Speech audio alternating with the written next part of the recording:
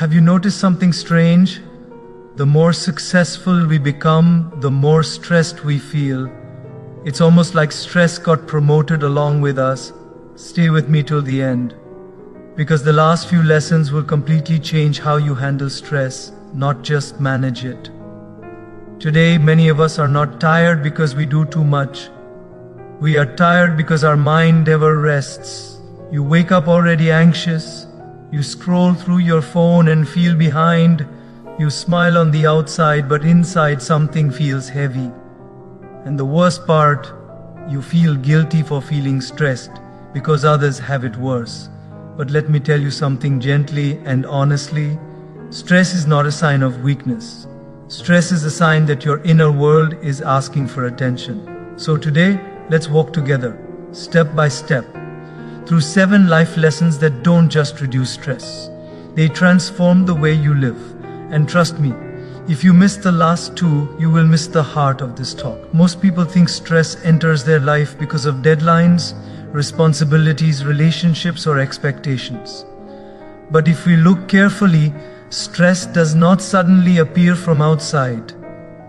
It quietly grows inside us the moment we stop being aware of where we are, what we are doing, and what we are feeling. Stress begins where awareness ends. Think about a normal day. You wake up in the morning, but your mind is already racing ahead. Emails, meetings, messages, unfinished tasks. You brush your teeth, but you're mentally replying to someone. You eat food, but you don't taste it. You talk to people, but you're not fully listening. Your body is present, but your mind is constantly time traveling, either regretting the past or worrying about the future. This constant absence from the present moment is the invisible root of stress. I once met a student who told me, "I feel exhausted even on days when I do nothing." That sentence says everything, because tiredness is not always physical. Often it is mental. When the mind keeps jumping from one thought to another without rest, it drains us silently. The body may be sitting, but the mind is running a marathon. Stress multiplies when we live unconsciously. When awareness is missing, the smallest situation becomes overwhelming. A simple delay feels like a disaster. A small comment feels like a personal attack.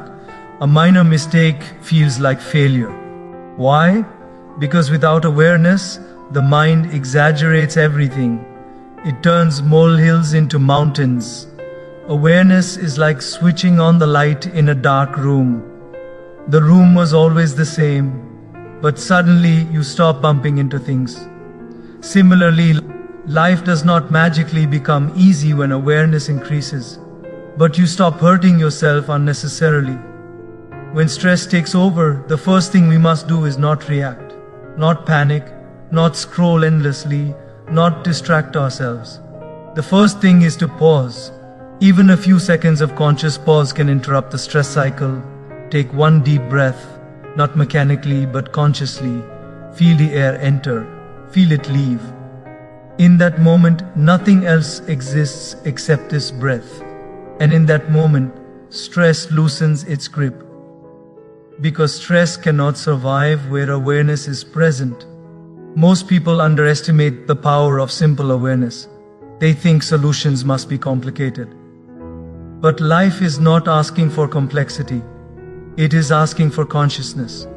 Have you noticed that when you are fully absorbed in something you love, stress disappears?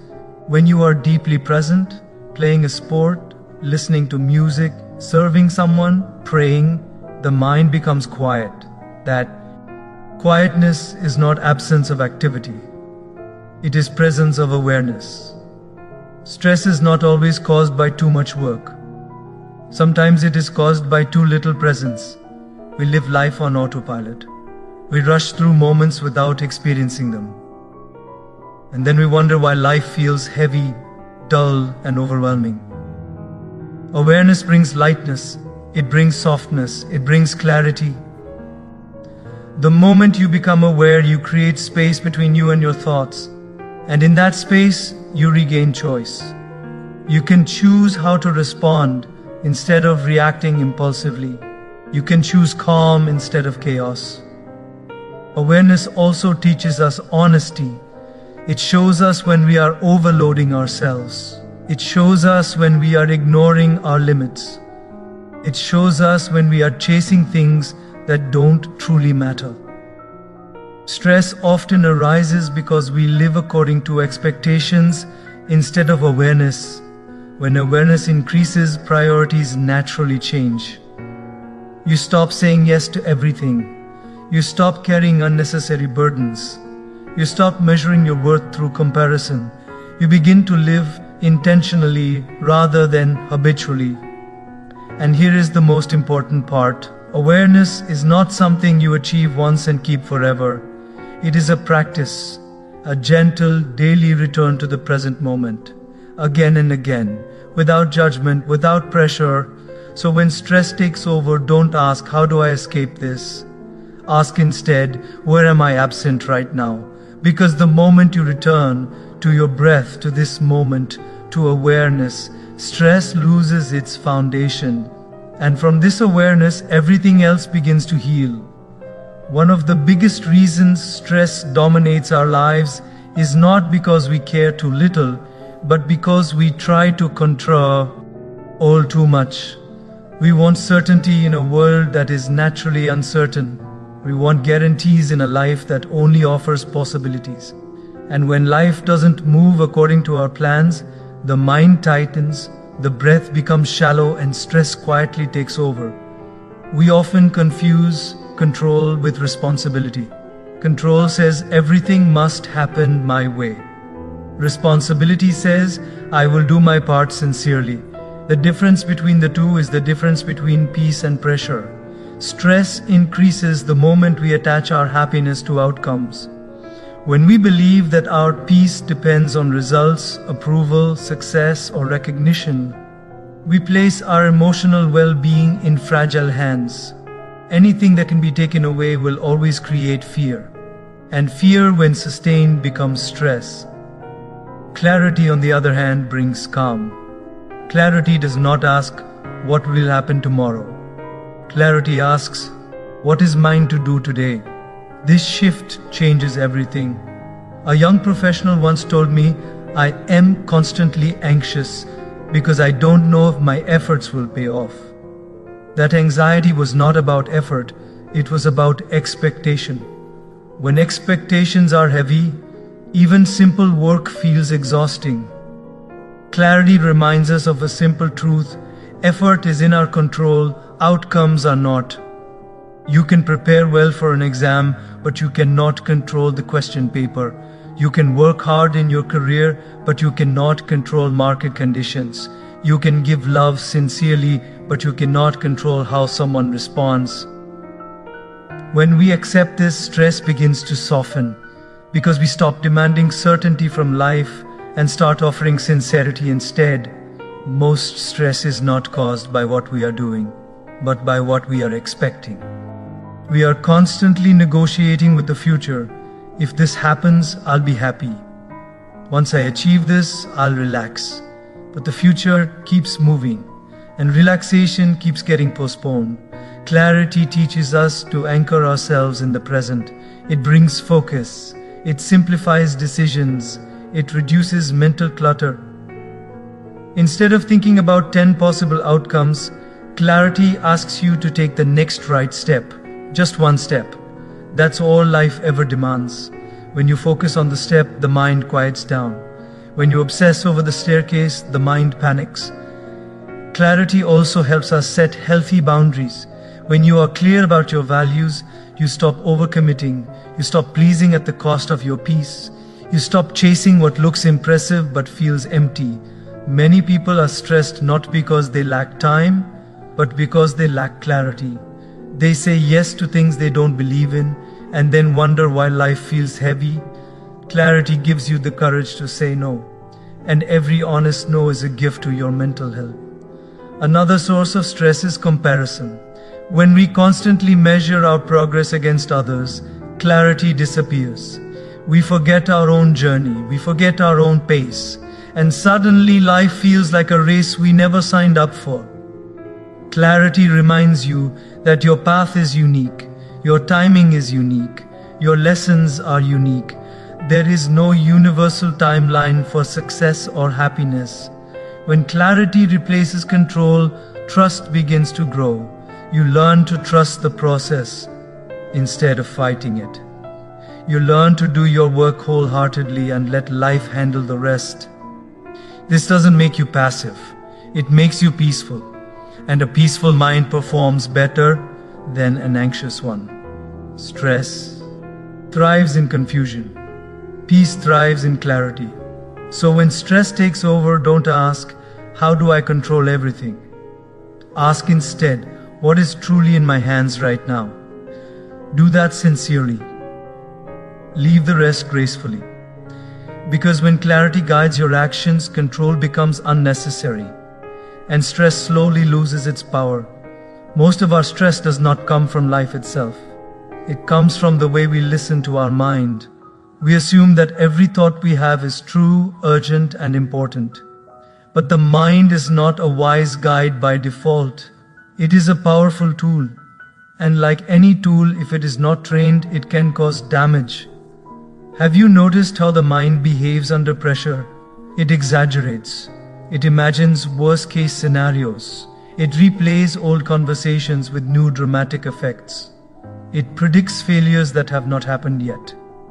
One small problem enters, and suddenly the mind turns it into a full-length movie with background music, flashbacks, and a tragic ending. And then we say, I am stressed. But the truth is, we are stressed because we are sitting too close to our thoughts. The mind was never meant to be the master. It was meant to be an instrument. But when we identify with every thought, we give the mind absolute authority over our emotions. A thought appears, what if I fail? Another follows, what will people think? And before you know it, your body reacts. Tight chest, shallow breath, restless energy. Here is the key insight. Thoughts are events, not commands. Just because a thought arises does not mean you must obey it. Just because the mind speaks does not mean it speaks the truth. Stress reduces the moment you create a little distance between you and your thoughts. The NK of sitting by the side of a busy road. Cars pass by constantly. You don't chase every car. You don't argue with them. You simply observe them. Thoughts can be treated the same way. When you start observing your mind instead of arguing with it, something magical happens. The mind begins to slow down because it realizes it no longer controls you completely. Most people try to fight negative thoughts.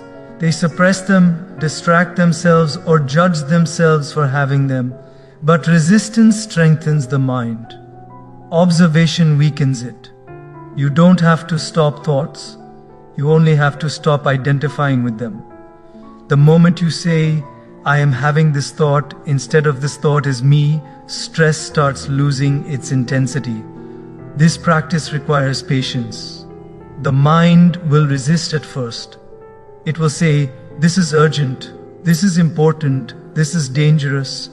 But if you stay calm and keep observing, the mind slowly learns a new language, the language of silence. Silence is not emptiness. Silence is clarity.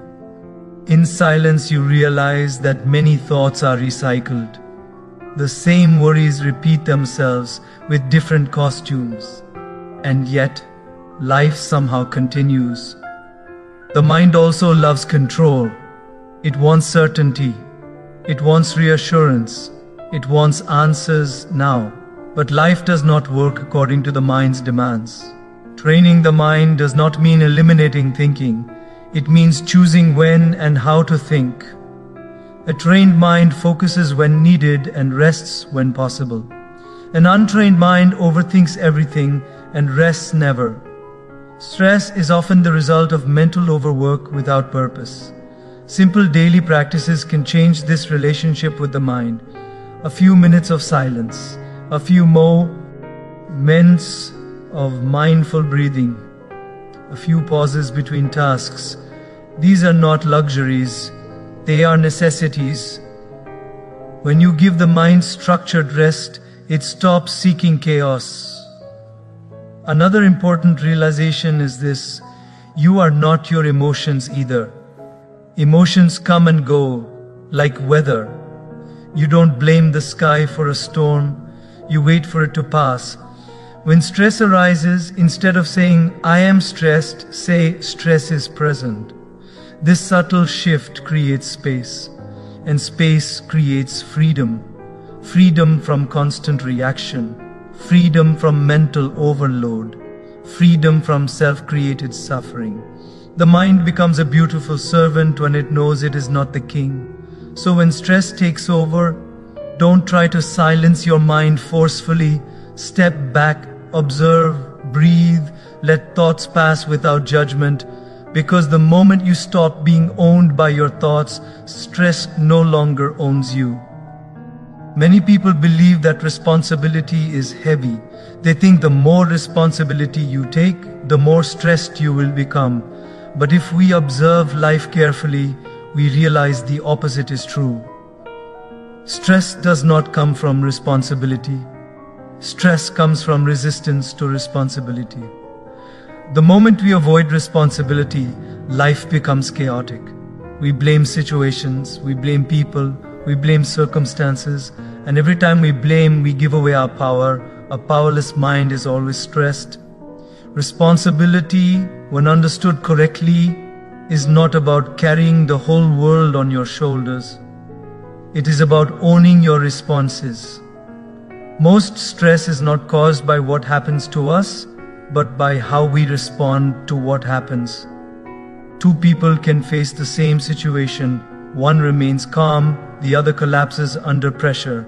The difference is not the situation. The difference is responsibility. When we say, "They made me angry," we unconsciously declare ourselves helpless. When we say, "This situation ruined my peace," we hand over control to external factors. But the truth is uncomfortable yet liberating. No one can steal your peace without your permission. The moment you take responsibility for your inner state, stress starts to dissolve. Because you are no longer waiting for the world to change before you feel better. Responsibility is not self-blame, it is self-empowerment. There is a big difference between saying, "It's all my fault," and saying, "This is my response, and I can choose differently." One creates guilt, the other creates growth. People who avoid responsibility often feel like victims of life, and victimhood is a breeding ground for stress. When you believe life is happening to you instead of for you, anxiety becomes constant. But when you take responsibility, something shifts inside. You stop asking, "Why is this happening to me?" and start asking, "What can I learn from this?" That single question can turn pressure into purpose. Taking responsibility also means recognizing your limits honestly. It means knowing when to pause, when to rest, and when to ask for help. Responsibility does not mean doing everything alone. It means doing what is right, including self-care. Many people are stressed because they refuse to accept where they are.